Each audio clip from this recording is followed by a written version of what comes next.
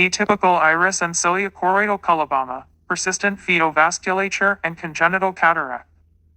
A 5-year-old female presented to us with poor vision in both eyes since birth.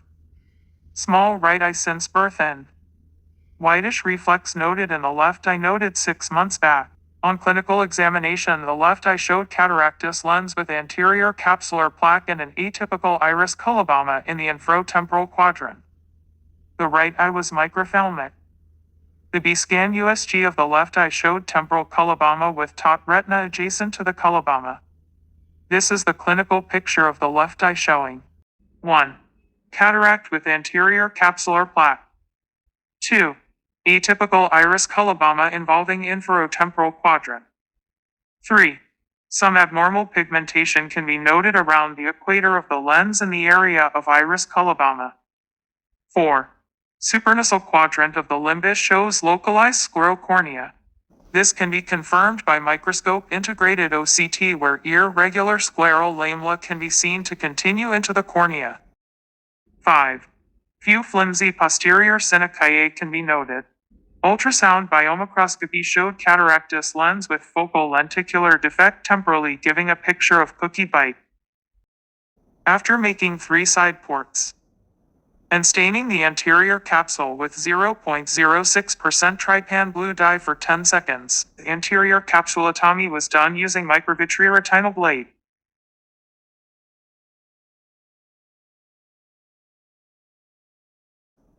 The edges of the stab incisions were joined with the micro scissors.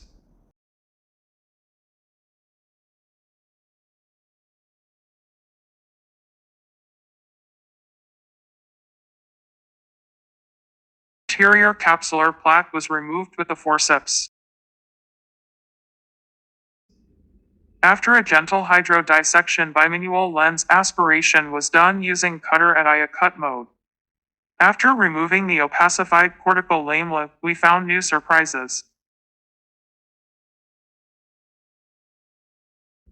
Extensively vascularized uveal tissue could be seen bracketing the nasal and temporal lens equator. In addition, a central PFV stalk was noticed. The vasculature bracketing the lens can be clearly seen to be in continuation with a central persistent hyaloid artery. On zooming up, blood flow can be seen through the vessels bracketing the lens. This is a rare and atypical picture of persistent fetal vasculature, where we can see the prominent persistent tunica vasculosalentis. A posterior capsular hixis was done, and a clot of fresh vitreous hemorrhage was noted.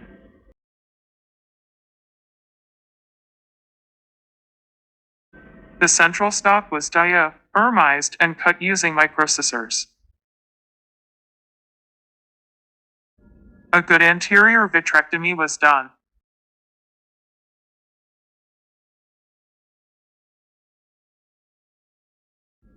Intraoperative fundus evaluation shows 2 atypical colobomas around the disc, and the PFV stalk was seen to arise from one of the colobomas.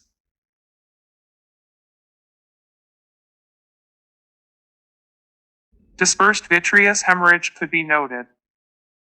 The blood flow can still be seen through the vessels of persistent tunica vasculosalentis.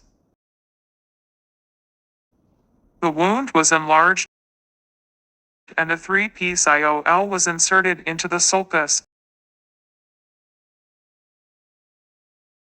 and an optic capture was done.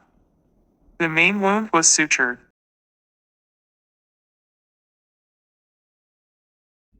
Viscoelastic was aspirated and the wound was sealed.